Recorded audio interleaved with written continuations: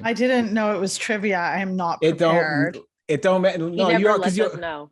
You already bragged about how much you're this big Mary J. Blige. Oh my fan, God, so Morgan, you're not going to shame me on a Monday morning. This is what he does. Okay, we have a guest panelist this week who describes herself as the biggest Mary J. Blige fan. So I'm going to start you off with some Mary J. Blige trivia. Either one of you, tell me which rapper gave Mary J. Blige her start with a guest appearance on his song, If You Do For Me. Can I Google? No Googling. Get out of here. We wouldn't have trivia if you could Google. I have no idea. I thought y'all was Mary J. Blige fans. I was going to say Suge Knight because that's the timeline, but no. No, this is Father MC. That's before Father Time is before my time. Father MC. You guys don't know Father MC? He's also the guy that gave Jodeci their start. Jodeci. You know what? It was easy and I just wanted Megan to have it. So that's why you were totally going to say Father MC. Father Time was before my time. So listen, audience, first of all, there's a reason why we're starting off with Mary J. Blige. We'll come back to music later in the show because we're talking Super Bowl halftime show. But yes, welcome back to Bring It In with Morgan Campbell for another week. I'm your host, Morgan Campbell. If you didn't catch it there, you can catch it here, Campbell. Athletics, because like younger versions of me were athletic before I got really good at sitting on the couch. But I don't do this. First of all, yes. And if you like what you hear every week, if you're back every week, we thank you for coming. Make sure you hit make sure you subscribe to CBC Sports YouTube channel. Leave a comment. If you don't like what you hear, leave a dislike, leave a nasty comment. We don't care. Why don't we care, Megan? Because we just want to feed the algorithm. Just want to feed the algorithm. Keep it fat and happy. But yes, I don't do this alone. We do this every week with a really tight band. Sometimes this week, our drummer, Dave Zirin, had to step out. He's still on book tour, still hawking that book, The Kaepernick Effect. Pick up your copy. If you haven't, I already have mine. I'm almost finished. And sitting in for Dave Zirin is one of my favorite sports journalists, co-host of the Burn It All Down podcast and an instructor at a university in downtown Toronto that's going to get a new name soon. Shireen Ahmed, how we doing? Doing good. Thanks for having me. Good. With the moving backdrop, listen, man. Anywhere she goes, studio, straight out the backdrop, ready to go. And joining us from Washington, D.C., a native of Hamilton, Ontario, but the play-by-play voice of the Capital City Go-Go, play-by-play voice of the Washington Mystics, Meghan McPeak. How we doing? Doing all right. I love that you've now changed how you intro me now, because before, during Mystics season, it was Mystics first, then Go-Go. Now we've changed seasons and you've done Go-Go first and then Mystics. So well done, sir. Well done. Man, I'm trying to stay current, man. You know how it is. It is hard the older you get, as we'll discuss later in the show. It's harder to stay current, which is why we like these dinosaurs. But not that Mary J. Blige is a dinosaur. I thought you were talking about me. No. I'm like, Morgan, you were only 7 months younger than me, so please calm down. and You're like my crystal ball. As long as you're still fit, I know in 7 months I can still be fit. So this is good. But yes, we have a full agenda this week off the top, especially because we have Shireen here and things lined up really well. That Shireen is our soccer expert. She knows, like, the way Dave and Megan and I talk about soccer is not the way Shireen can talk about soccer. She can talk about it like in a lot more detail. So this is good timing, because what we've had is an NWSL weekend with no games. Well, why were there no games? Because the players said they weren't going to play. So you either came to the games or we boycott. Well, why were they going to boycott? Well, it's because this time around, there have been several months of stories coming out, either from the Washington Post about the team there and the abusive work environment that coaches were imposing on players there. The last couple of weeks, the big story has been Paul Riley, who coached the team in Carolina. Basically, I don't know if he got fired or he stepped down from his job, but he has been accused of coercing players into sex, of forcing players to kiss each other in front of the whole team, and just a long list of things that will get you fired for most jobs.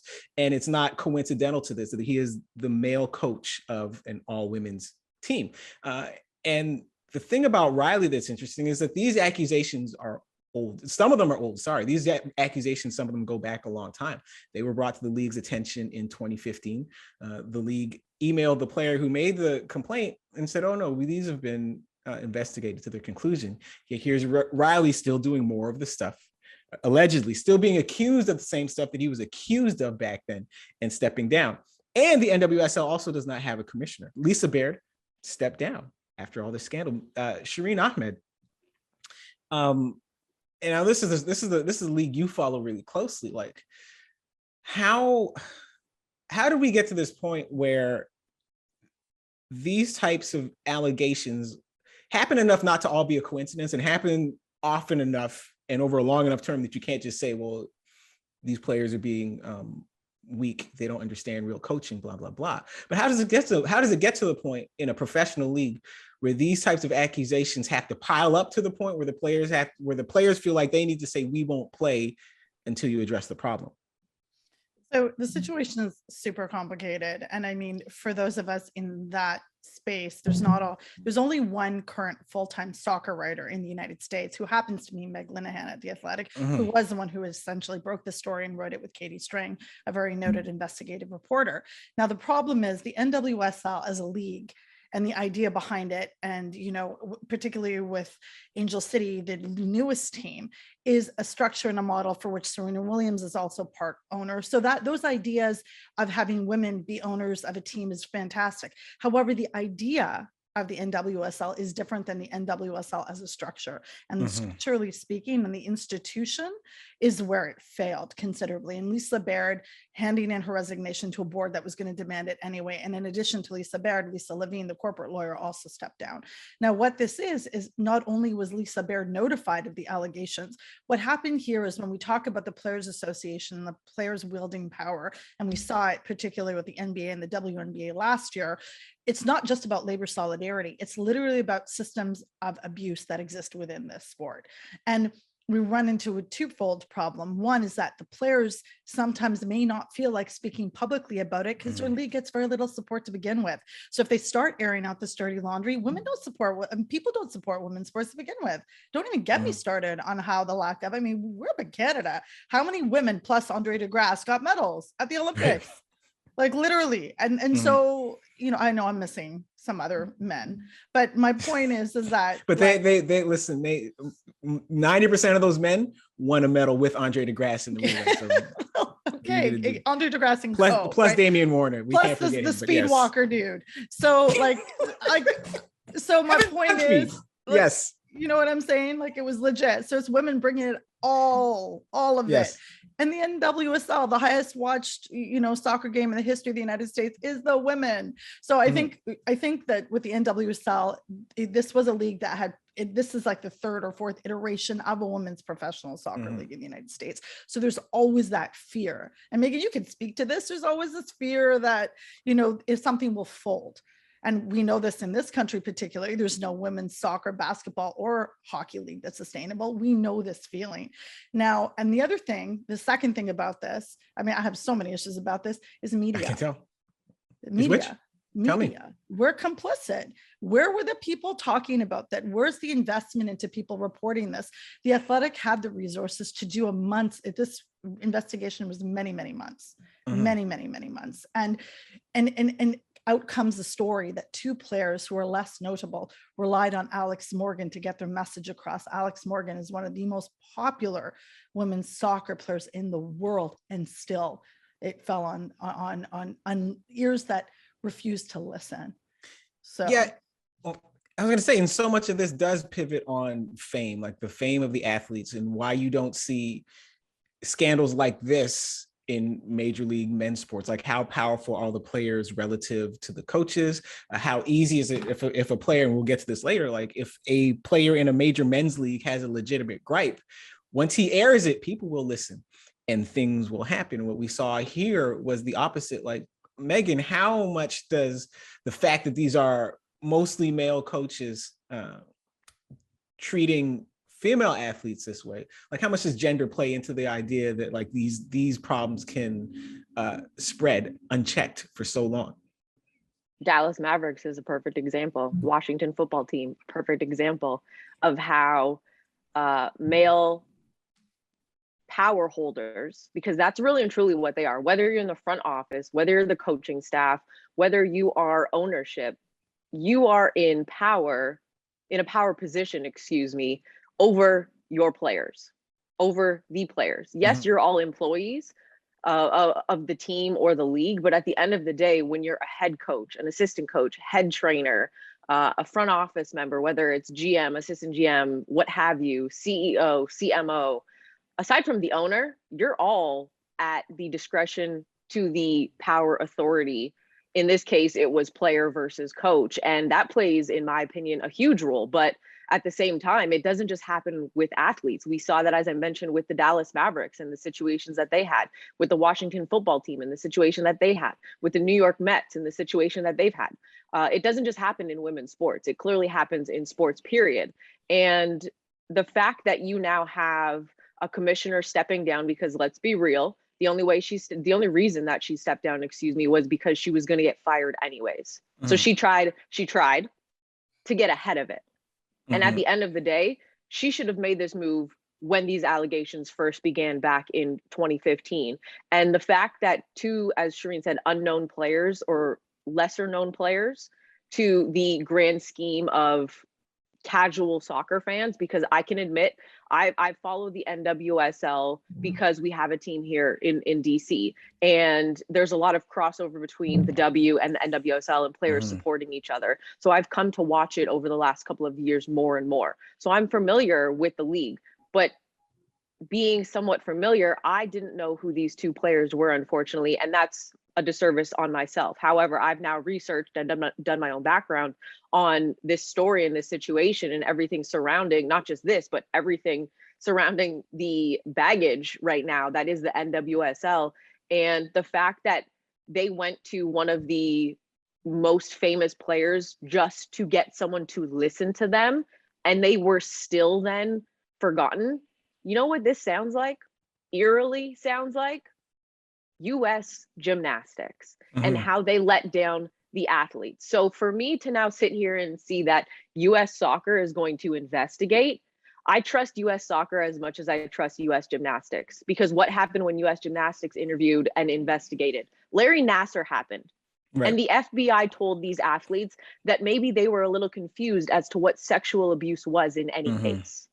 So why should we trust US soccer in investigating this allegation and the other allegations surrounding Riley and the rest of the NWSL to actually do anything?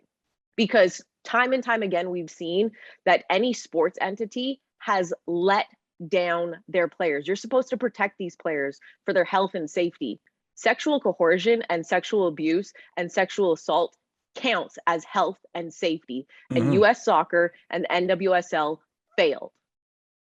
Yeah, absolutely. And the again, like the power dynamic is so stark and glaring and apparent in this, because again, this is not to say that male athletes don't get yelled at, abused, verbally abused, harassed. Like you see it in college sports all the time, but you don't see it in pro sports as much, because the players tend to make more than the coaches, because like these are grown men you're talking to and not little subordinates who you can intimidate into sending home. If you don't listen to me, if you don't fall in line, I'm going to take your scholarship. But in this situation, this what is apparent to me is that even though this is professional sports, and in most other realms, like there's a way you do not talk to professionals. There's a way you don't treat professionals, except if you're Paul Riley or the coach in Washington talking to women who still treat these professionals like they're treating a bunch of 12 and 13-year-olds. Last word to you on this, Shireen. Where does the NWSL go from here?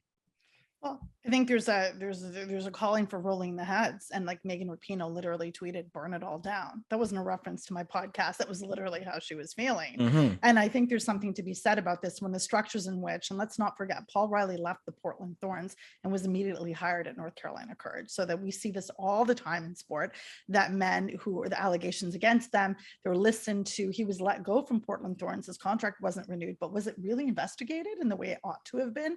And we know this. There's a pattern of men who are abusive, who are predatory, because as Meghan said, these two, like Sinead Finelli and Mana Shim, were not prominent players. In fact, the abuse of power that Paul Riley used prevented Sinead Finelli from accepting a national team roster position. So like this maltreatment was not just sexual and physical abuse and coercion in this way. There's a psychological damage that happens here, that happens with elite athletes, and we see that. So the NWSL really needs to the owners need to be taken into account also, because I think we can't forget the owners here. There's a And, problem with one of the owners as well too, Shireen. exactly. I mean, like what she was referencing Washington, I'm like, I'm not, Richie Burke. Like, I mean, we could talk about that all day, but that's a different show for a different time. All right, thank you, Shireen. And now moving on, we're still on the topic of player health and safety. Saturday night, if you're on Twitter, I know I got home, was looking for college football results. I saw my team, Northwestern, getting smashed by Nebraska, and I thought I was having the worst football day in the country. And then I saw Urban Meyer, and I learned I was not having the worst football day in the country, because Urban Meyer was out at the club dancing real close with a woman who was not his wife. And we don't know how this is going to play out. But the only people who had a worse night than him on Twitter were the NHL, because here's Robin Lehner from the Las Vegas Golden Knights. He's got his phone out on a Saturday, just asking some questions on Twitter. Here's the question he asked. This is from his Twitter feed. Is it common for workplaces to give out benzodiazepines to employees when they travel, and Ambien? Should that not be done by doctors or psychiatrists? Asking for a friend. This doesn't happen in Vegas, to be clear, but I know many other teams. I've also been in on teams that do. And so now, if Robin Lehner thought that this was going to be sort of a live hand grenade tossed into the NHL's front office, it was, because it reignited this debate, this discussion. And we always, even every time we learn about prescription drug abuse in pro sports, when someone else comes out and is explicit about it, we act surprised again, like we didn't realize this was happening, even though the last 10 players told us this was happening. So now the NHL has said, Robin Lehner, come in. We want to interview you to learn more about this. Meghan McPeak, what are they going to learn that they don't already know about off-label prescription drug use in pro sports locker rooms? Probably the same amount that they already knew, the same way that USA Gymnastics knew about the abuse that was happening. Like, how do you not know at this point that you need to bring a player in because he was simply just asking a question on Twitter about a situation? How do you, like, I'm sorry, you have to know at a certain point, like, what's going on in your own house. And if the NHL ownership really wants to pretend that they don't know what's going on in their own locker rooms, if the NHL league office wants to pretend that they don't know what's going on, like, then you're clearly not paying attention. So they're not really going to learn anything more than what they already know. I mean, they might find out of a new drug that's being used that they didn't realize was part of the long list that he has already mentioned. And they might just add one more to the list of drugs already. Like, you can't tell me that in the course of the last 15 to 20 years that they don't know that this is happening. And if they do, then that's a bigger problem. Yeah, it's the only difference here is that Robin Lehner is an active player, because usually you hear this from either anonymous current players or retired players. I was doing a story a couple of years ago about CBD oil, because BioSteel, the Canadian-based supplement sports drink maker, they were getting into the CBD business. And one of their spokespeople was a former NHL player who got on the phone with me and talked about the benefits of CBD and how it would eliminate the need, or the perceived need, for all of this prescription drug use and misuse that is very common in the NHL to kill pain, to get people to sleep, to get them from game to game to game to game. Shireen Ahmed, how surprised should we be that an active player did this as opposed to someone who is retired? Yeah, I think that this comes with the fact that athletes are speaking out more, like, and I think there's a power to that. I think there's an importance to that. I think we saw recently Jonathan Drouin of the Montreal Canadiens talking about mental health. He literally was public, and this is still the NHL. Like, I mean, we want to talk about leagues that are terrible. The NHL is up there, literally, like, one of the worst, absolutely terrible. I mean, they've had every conceivable issue you can have. They have, not only do they have it, they know about it. So the question that you asked Megan of how much do they know, I would actually reframe it as how much are they going to choose to consistently ignore and not address. As I was mentioning, Jonathan Drouin, he recently came out and said he stood and understood what Naomi Osaka and Simone Biles were talking about when they stepped back. That is still not normalized within the NHL. So his questions and probing are absolutely fair questions, but the NHL is still a place where they don't want anybody to ask anything. The other thing I want to mention is that Robin Lehner said, I'm not just doing this for me, I'm doing this for Jack Eichel over in Buffalo, who is fighting with his team over whether to have one type of neck surgery or another type of neck surgery. The team wants him to have one type of neck surgery that they think is better for hockey players, but for regular people, it seems to be riskier. And Eichel has said, no, I want this other type because it's less invasive and it should get me feeling back to normal sooner. But the problem from the team standpoint, apparently, at least the way the story has been put out, is that the team isn't sure how this works for hockey players. But Meghan McPeak, if teams, again, if we are in the we care about health and safety era of pro sports, why is the team fighting a guy who actually wants to get the safer neck surgery? Because they want control. I feel like that's like the most simplistic way to answer it. They want control. Teams always want control over their entities. The entities are the players. They're not humans. They're entities. So at the end of the day, like, dude, get whatever surgery you want. From my perspective, if like it's your life, you have to live with yourself after playing. So if you want to get the less invasive, by all means, I'm behind you on that one. But it to think that this isn't going on and hasn't been going on, to Shireen's point, like, all he did now by saying this on Twitter and asking these questions and saying, his own experience and getting called into the principal's office, he took the power that he's seen WNBA players have, that he's seen now the NWSL players have, that he's seen from some NFL players, that he's seen from the NBA players.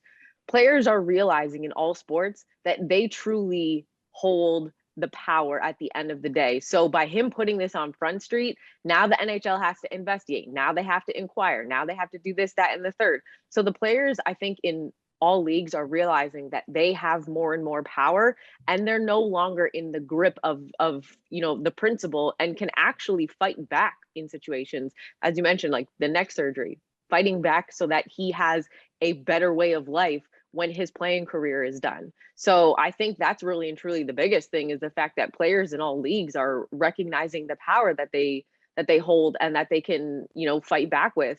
But to question, what a player feels is best for them, at the end of the day, if they feel what they want to do is best, and the player needs to do what's best for them. And if the team doesn't like it, then that's the team's problem. Like, how can you tell a player what surgery to get? How can you tell a player what drug to take? If they don't want to do it, it's their right as a human to not take your medical advice, because the team is not the medical person. The team doctor works for the team. That's why they're a team doctor. So it's disgusting that they, as teams, think that they can just tell these human beings what to do, because we have to remember, I mean, Morgan, I say this to you all the time, and I've said it on the show all the time, is at the end of the day, they're human beings. They're not robots. They still have to live after being a professional athlete. Like, come on. Well, in this particular case, the current NHL collective bargaining agreement gives teams final say on medical issues, which is why the Sabres, regardless of whether or not it makes sense, they say we're right. Doesn't matter what your doctor says. If our doctor doesn't agree, you got to go with what our doctor says. You know why? Because we have the CBA, which is something the NHL Players Association, if they're looking out for player health, like, they are going to have to. Yeah, that should have never been signed. Yes, exactly. In the next CBA. Speaking of fighting back, Andrew Wiggins is apparently done fighting back. The last time we touched on this topic, Andrew Wiggins said, I'm not getting a vaccine and I'm willing to fight for what I believe in. And when asked what he believed in, he said, that's none of your business. That was a week ago. Now, with the NBA's vaccination rate up to 95%, Andrew Wiggins is part of that 95%. Steve Kerr, their head coach, confirmed this Sunday night. We record on Monday mornings. From a stick to basketball standpoint, Meghan McPeak, what does a full season of Andrew Wiggins mean for a team with high hopes in the Golden State Warriors? And what does it mean for Wiggins in terms of, like, finally becoming the player that people thought he was going to be when he came into the league?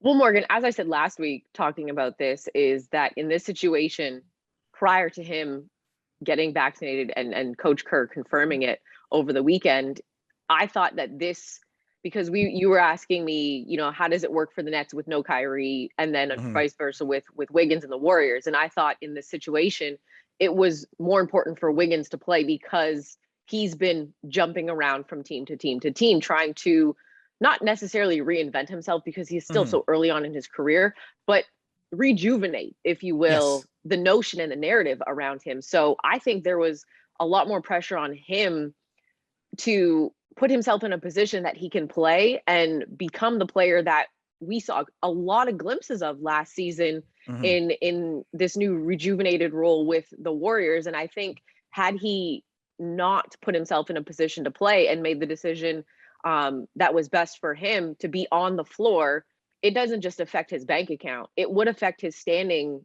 on the team, because then you have other players. At the end of the day, the guys behind him on the roster that play behind him, they're waiting for something to happen to him. As nasty as it sounds, they're waiting for an injury, a suspension, something, him to piss off the coach so that they can take his minutes. Minutes were up for grab.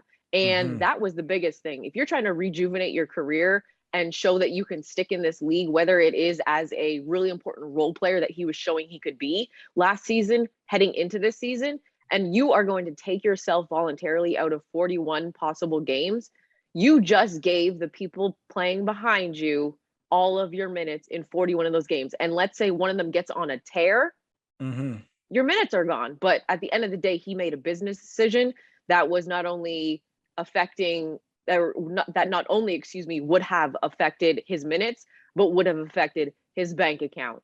And I think it was the right business decision at the end of the day for his minutes and his bank account. With or without him, the Warriors were not really going to drop off a lot because you also have to remember they're going to be getting the return of Klay Thompson at some point this season, not right off the bat, but hopefully around that November to January time period, returning from the injury. But they clearly were going to move on without him in the lineup. So he had to make the business decision, and him on the floor is a better business decision for the narrative surrounding Andrew Wiggins, in my opinion. Yeah, well, that was what I heard. That was what I heard between the lines of Draymond Green's rant about Wiggins, his riff. I shouldn't call it a rant. His riff, right? As he said, "Oh," and I'm paraphrasing here. I don't understand why we're pushing this guy to get a shot.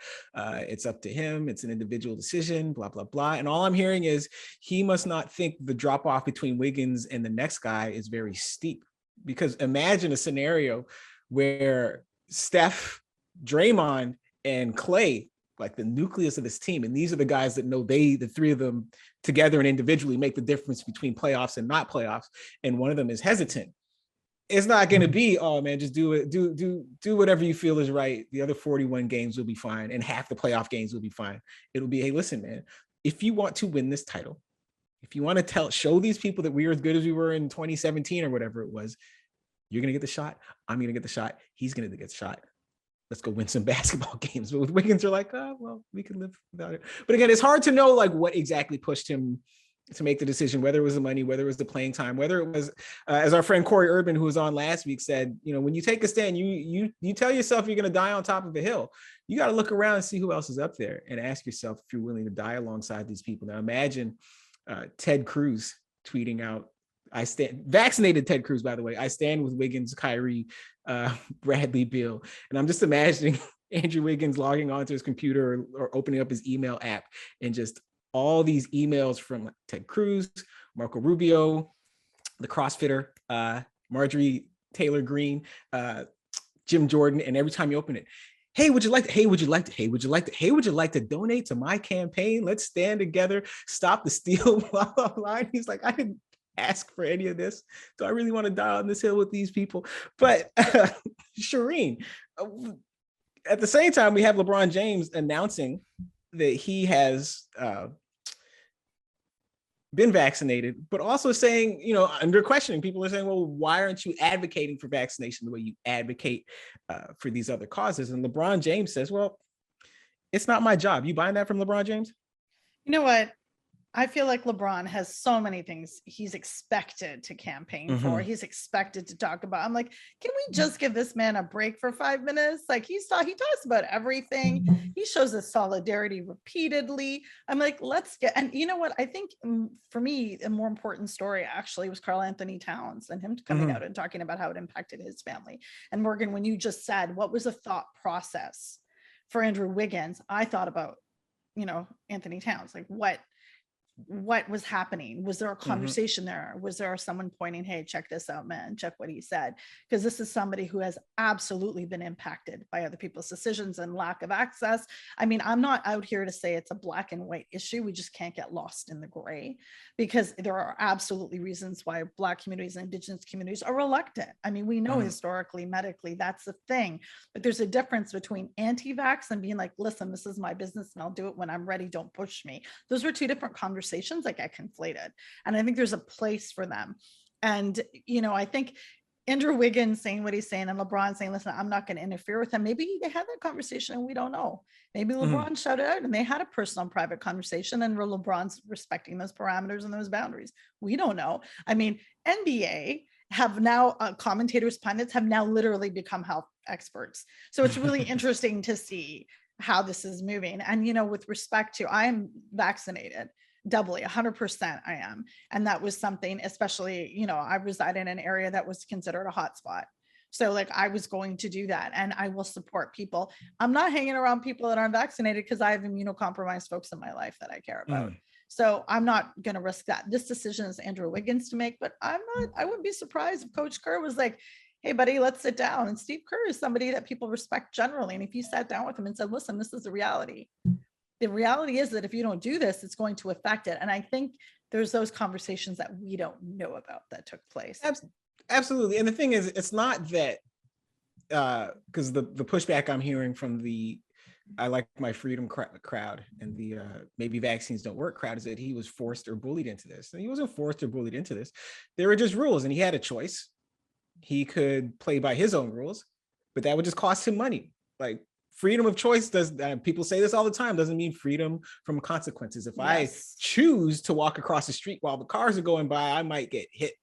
And now I can't yell at the guys on the 401 for continuing to drive. I'm out here dressed dark, whatever it is, trying to dart between the cars. I made that choice. And if they couldn't stop in time, that's not necessarily my fault. He's doing 65 miles an hour, right? So Wiggins, he did have a choice. It was just going to be an expensive choice and a choice that hurt the team. But he had a choice. He just had to figure out, again, whether his choice was worth it. And it turned out it wasn't. Shireen, you were going to say something. Yeah. So like, I think about this when I listen to white supremacists and people that are always talking about freedom and my freedom, and everyone's stressed about their personal freedoms. But are you actually saying, I want impunity from what my decisions lead to? Or do you want the right to be, because yes, you can be which racist, is completely different from freedom, but you got to be accountable for that decision. And for me, those are the two things that I hear. And I'm like, no, if you're going to act that way, then you stand behind that way that you did. So that for me is the line here. Marcus Semien, second baseman of the 40-something home runs, I think is about to become a free agent. There might be some restrictions on his free agency. Someone's going to correct me on this, but we do know that the Blue Jays do have to make a decision on Marcus Semien. Meghan McPeak, you in or out on another season or several seasons of Marcus Semien in Toronto? Do you think the Blue Jays are just going to go ahead and make a commitment? Are you in or out on the Blue Jays making a commitment? Sorry. Yeah, give him the ring. Get him if he wants $100,000 ring, get it for him. Like, I'm in. And it's so funny because of all people, the one they trade away in Marcus Stroman was actually 100% behind the Blue Jays trying to get into the playoffs yesterday and felt horrible when they didn't. And he said it best in like, they have such a great young core and such a promising future. Like, keep them together. Do whatever you have to do to keep this together, because clearly it works. This lineup works for them. It's shown this season. So yeah, whatever he wants, give it to him. If he wants a Range Rover, cool, whatever, we'll color. Like, get him, keep him, lock him down. Don't let somebody else swoop in and steal your man. Okay? No, this is not 90 Day Fiance. Take him, sign it, get him the work visa. Here we go. Yeah, the Blue Jays, they'll be like Andre trying to get a loan from Chuck to pay this. And give him the loan. Exactly. Shireen Ahmed. Now, I think we're all in on Marcus Semien coming back. What I want to know is, are you in or out on the Blue Jays actually bringing him back? 100%. Listen, I'll be straight with y'all. I'm a hockey and soccer fan. I have no business being emotionally distraught over sports in September. It is literally, between this and the WNBA, it's been a little stressful for me up in here. Okay. So I'm just going to say this: Blue Jays, do me a favor, get him back. And also, Mark, just on the side, if Marcus Semien needs some, added support during this time, because he's probably upset. If he's listening, you can hit me up. That's a different conversation. Also, Robbie Ray.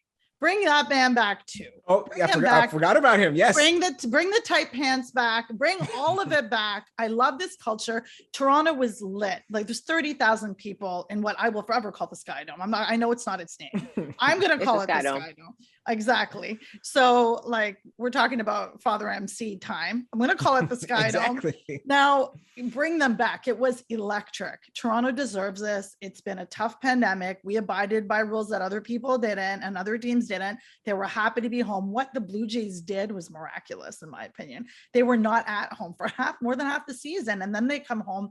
They've been amazing. They're a young team. There's chemistry there. Like, I fell in love with baseball. Like, what? So I bought a jersey. Right? Yes, and they're not. Did you get the baby blue one? Because those are beautiful. Yes, it was powder blue. She was out here looking like Willie Upshaw. But I wore it last episode, so I didn't want to double up. Yeah, it's beautiful. I'm gonna get one, but I'm a brown woman. I'm wait till it goes on sale. So postseason. All right. Well, speaking of sale, I'm out on the Blue Jays actually doing this, and here's why. It's because it's one of these. Morgan. Listen, I'm in. We're definitely going to feed the algorithm now. What I'm saying is, I'm in on Semien coming back. I'm out on the Blue Jays actually doing this because some. Oh, you don't think they will? No, there's no way they will, because he just hit 40-something home runs. He's going to be worth a lot of money on the free agent market, and they are going to have to pay to get him back. And then even though it's the league with no salary cap, somebody's going to say, and someone's going to make the decision that it's too expensive to bring him back. Hey, wait a minute now. And they're going to do the math. Look at his wins above replacement. Okay. It's whatever number it is. But if these other guys, if Vlad gets a little better, Bo gets a little better, we'll have replaced all the wins that we lose by swapping out Semien for a replacement player. And we can save $5 million. Wait a minute. You guys think, are you guys this willing? Is the thing. Wait, I get what you're saying. Yeah. Are you guys willing to tell me right now that you believe so much in the people at Rogers that you don't think they're going to make the cheapest decision possible? Oh, they're definitely going to make the cheapest decision possible. Not a question on that.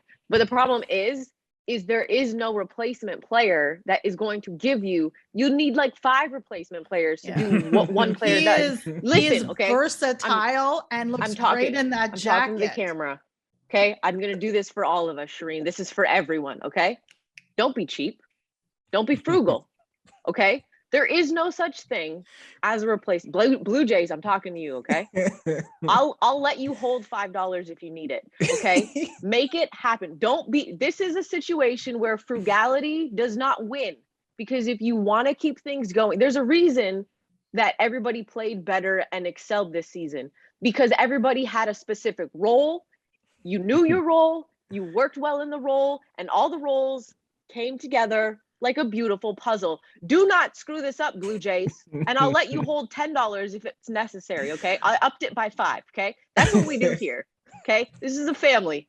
Don't do this. Don't screw it up. Don't do it. I'll buy a jersey full price if that helps. If they sign back Semien, everybody's cell phone bill's going up. Everybody's surcharge on surcharge. It might actually be a line item. It might actually be a line item on your bill. Semien surcharge. Yes, exactly. You get it. All right. Last topic, the Super Bowl. The NFL announced the Super Bowl performers. Super Bowl's at SoFi Stadium this year in Inglewood, California. Yeah, $5.5 billion stadium that a lot of people got displaced so that they could build. Dr. Dre, Snoop Dogg, Kendrick Lamar, Eminem, and Shireen's favorite singer, Mary J. Blige, singing at the Super Bowl halftime show in 2022. Shireen Ahmed, I'm going to come to you first. Are you in or out on this lineup? I am 100% in. Listen, if we had to do J-Lo Shakira last year, this is great. Like, I'm just here for Rihanna constantly saying no, which I'm sure happened again this year. But what I mean is, I'm not going to pretend like Snoop is not my problematic fave, because he is. So I'm just going to say that. And also, Dre is older than me, so I still feel young with this lineup. And I like, honestly, will Eminem make it there? I don't know, because we were not 100% sure what's going on, but I love these combos. And I'm sorry, Dre and Snoop will never get old for me. Interesting. Like, it will just never get old for me. Like, it's a thing that you hear. It's like comfort food for my ears. Like, it's just the way it is. I will 100% buy, like, I'm 100% in, like 100%. And I do not watch I watch the Super Bowl, only the Super Bowl. I don't follow football. I will watch this halftime show. Okay, perfect. Meghan McPeak, you in or out on this lineup? Listen, thank you to Jay-Z, because he knew he understood the assignment. Okay. Super Bowl's hosted in California. There's only one option for a Super Bowl halftime show in California. He 1000% understood the assignment. I'm all the way in on this. You cannot have the Super Bowl in California and not, in some capacity, have Dr. Dre and Snoop Dogg as part of it. It would be blasphemous if this did not happen. So I'm 1000% in on this, because you know what?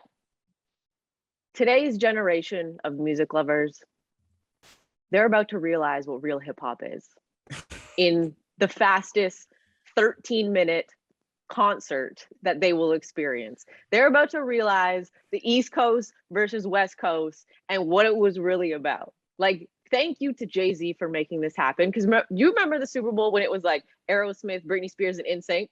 Mm-hmm. This is the Black culture version of that. Sort of. Now, here's the thing. With Eminem. With Eminem. I mean, it's the West Coast version. I'm in for a different reason now. If you had told me, picking up on Megan's point, hey, West Coast 90s hip hop themed Super Bowl halftime show, I'd be like, perfect. Far Side and Souls of Mischief, maybe Casual, Del the Funky Homo Sapien. But that's the kind of hip hop I listened to back then. But yeah, Trey, Snoop, some respect. And here's the thing about this lineup, right? Is that as old as these guys are, and they are old, like Dre got to be 50 plus. Snoop, here's how old Snoop is. That when Snoop came out, people were like, yo, Snoop looks a lot like Clyde Drexler. And like just about everybody listening to this right now is like, who is Clyde Drexler? Exactly. Like Clyde Drexler was already in the league when Michael Jordan came in, right? Clyde Drexler was part of the big reason that Portland didn't feel the need to draft Michael Jordan, because they already had Clyde. Point is, all these guys, none of these guys are young, but the fact that they're hip hop performers, like the art form of hip hop, the genre of hip hop still says youth culture. And so it's a way to try to cater to the young people, but also realizing that like your audience's median age is probably 45 or 45 or 50. And then Kendrick speaks to like an even younger crowd, but like not the youngest crowd. Because like even Kendrick's been on the scene for a minute now, right? So I'm in on this as kind of a way to bridge the generations. It's a lot smarter than having some country singer, and I can't even name them off the top of my head, Keith Urban or something, who I think they had a couple years ago. Yeah. But like, yeah. If you like want, the only thing news, that only thing I could see better is Lil Nas. If he was out here, I would be like, that would be a show. And you know what I think of? Yeah, but the youngsters like Lil Nas, think the of, over 40s, we think you're talking about Nas from Queensbridge, right? And like, oh, I hope he does. It ain't hard to tell. That's why you said Lil Nas. That's why Lil. Right. But yo, this is the crazy thing. This is what I love about this though. Okay. This is the headline.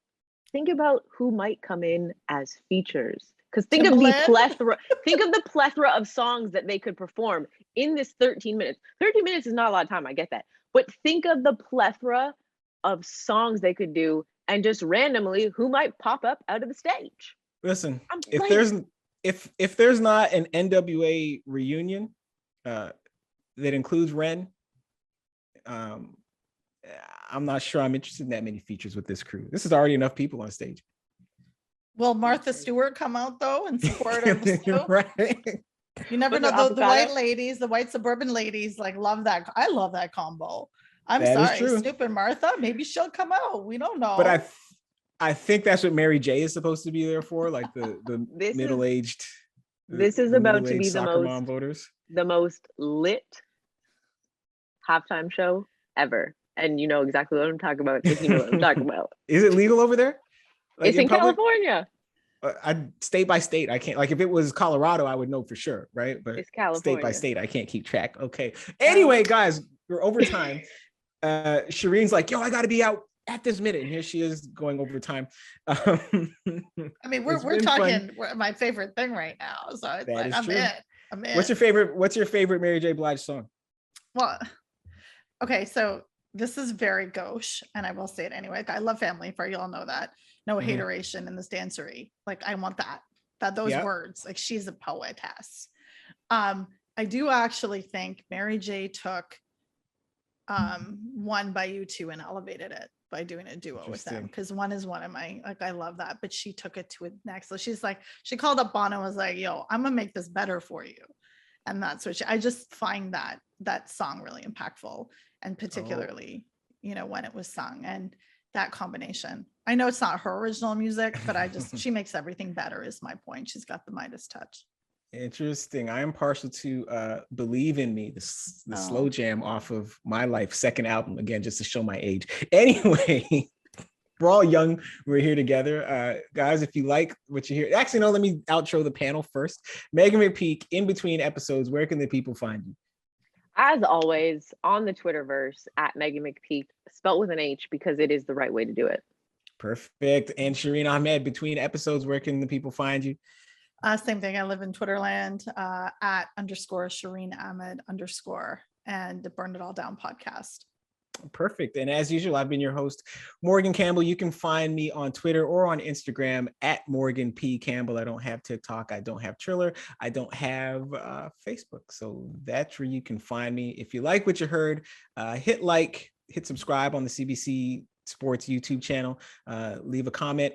If you don't like what you heard, hit dislike, or leave a nasty message. We really don't care. Why is that, Megan? Because we just want to feed the algorithm. Stuff that algorithm like a Thanksgiving turkey. That's all we care about. That's all we care about. Until next time, it has been fun as usual. Shireen, thanks for filling in on short notice for our man Dave Zirin, whom we all love and respect and is out here hustling to sell that book. And it's a really good read. Get your hands on it if you get the chance. And until next week or the week after, because Thanksgiving's coming up somewhere in between here. My brain's mush, but hopefully next week we will see you guys. I've been your host, Morgan Campbell.